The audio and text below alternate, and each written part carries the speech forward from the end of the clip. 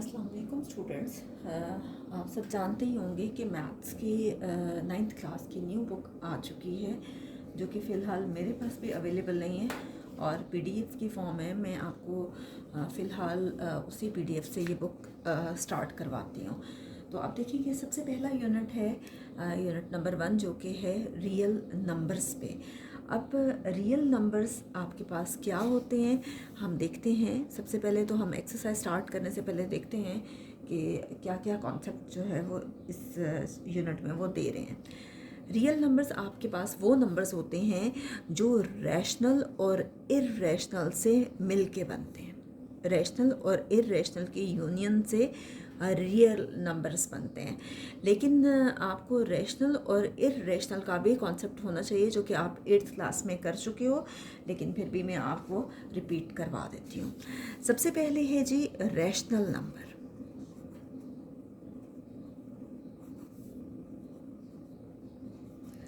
Rational number वो number होता है जो p बाई क्यू की फॉर्म में लिखा जाता है। ज़रूरी नहीं है कि वो p बाई क्यू आप उसको कहो, आप a ओवर b भी कह सकते हैं या c ओवर d भी कह सकते हैं, लेकिन वो दोनों नंबर्स जो हैं वो बिलोंग करने चाहिए इंटीजर्स से।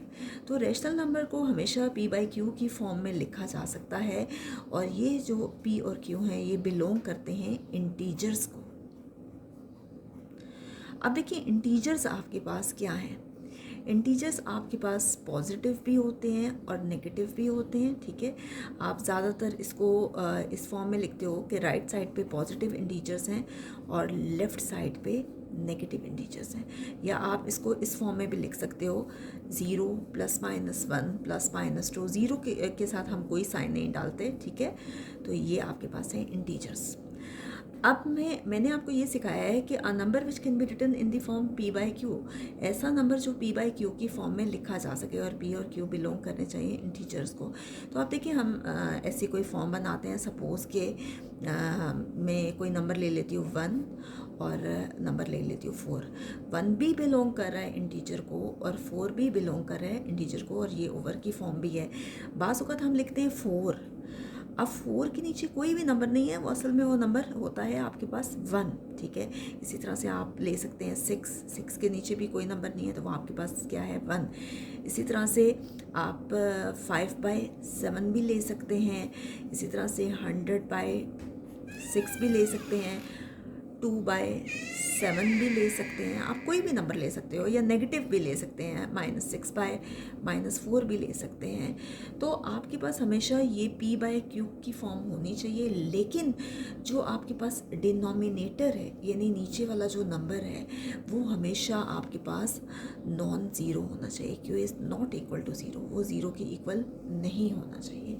अब देखिए आप पास औकात बहुत से स्टूडेंट्स वो लिख देते हैं 1/0 या 4/0, तो ये अनडिफाइंड है, ठीक है। आपके पास हमेशा डिनोमिनेटर में जो नंबर होता है वो ज़ीरो नहीं होता, वो हमेशा नॉन ज़ीरो होता है। इसी तरह से आप पॉसिबल स्क्वायर रूट्स लेते हो। सपोज़ स्क्वायर रूट ऑफ 4 है तो 4 का स्क्वायर रूट आपके पास 2 आता है, तो इसको भी तो 2/1 लिखा जा सकता है, ये भी तो आपके पास रैशनल नंबर है। आप लेते हैं 9, ठीक है, स्क्वायर रूट ऑफ 9, ये भी तो आपके पास आता है 3 और इसको भी 3/1 लिखा जा सकता है, ठीक है। तो जो भी पॉसिबल स्क्वायर रूट्स होते हैं वो भी आपके पास रैशनल नंबर कहलाते हैं, ठीक है। तो रियल नंबर्स वो नंबर्स होते हैं जो रैशनल और इर्रेशनल से मिलके बनते हैं। और रियल नंबर्स के कॉन्सेप्ट के लिए आपको पहले पता होना चाहिए कि रैशनल कौन से होते हैं और रैशनल की कौन कौन सी टाइप्स होती हैं, और फिर मैं आपको इर्रेशनल सिखाऊंगी और इसके साथ साथ मैं आपको एंड पे रियल नंबर का भी अगेन कॉन्सेप्ट दूंगी। तो नेक्स्ट है आपके पास रैशनल नंबर्स आपके पास होते हैं दो तरह के। एक होते हैं आपके पास टर्मिनेटिंग। अब टर्मिनेटिंग आपके पास कौन से होते हैं? वो नंबर्स जो कि पूरे पूरे डिवाइड हो जाते हैं। फॉर एग्ज़ाम्पल कि मैं लेती हूँ कोई नंबर 1/4, ठीक है। तो अब देखिए 1 को अगर मैं 4 पे डिवाइड करती हूँ तो अब देखिए 1 4 पे डिवाइड नहीं हो रहा, ये छोटा है, तो हम डेसिमल लगा के यहाँ 0 करते हैं। 4 2 सर ये आपके पास होता है 8। अब 0 में से 8 माइनस नहीं हो सकता, यहाँ से बोरो करेंगे, 10 में से 8 माइनस करें 2, इस डेसिमल की वजह से फिर 0 आ जाएगा, 4 5 20। तो ये आपके पास आ गया 0.25। अब डेसिमल से पहले आप एक 0 लगा देते हैं, तो ये पूरा डिवाइड हो गया। जब भी नंबर जो है वो पूरा डिवाइड हो जाए उस पर, तो आप कहते हैं कि वो टर्मिनेटिंग रैशनल नंबर है, ठीक है। अब हम करेंगे टर्मिनेटिंग के बाद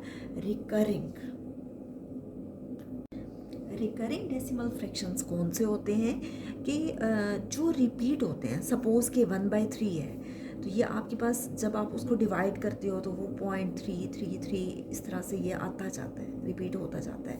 जैसे मैं आपको करके दिखाती हूँ, ये 1 है, ये 3, ठीक है। यहाँ डेसिमल लगेगा, 0 आएगा इस डेसिमल की वजह से।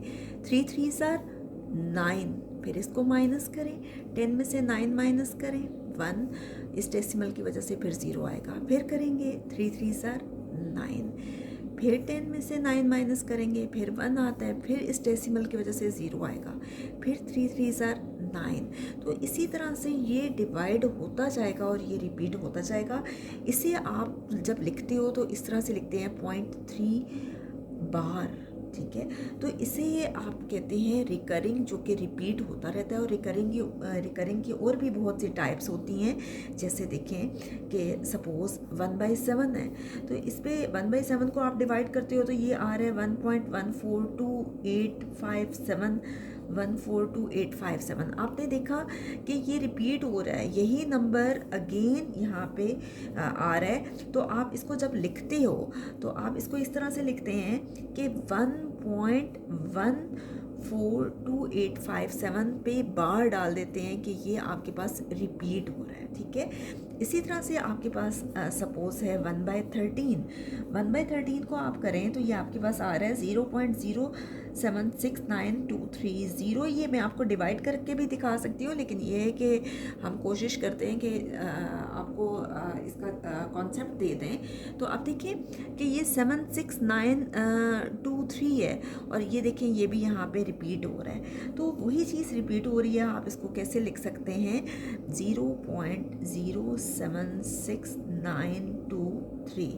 तो इसी तरह से जब वो रिपीट होता जाए तो आप उसके ऊपर बार डालते जाते हैं, और इनको आप कहते हैं रिकरिंग डेसिमल फ्रैक्शन, ठीक है। तो इसके बाद आपके पास इर्रेशनल नंबर्स होते हैं। इर्रेशनल नंबर्स वो नंबर।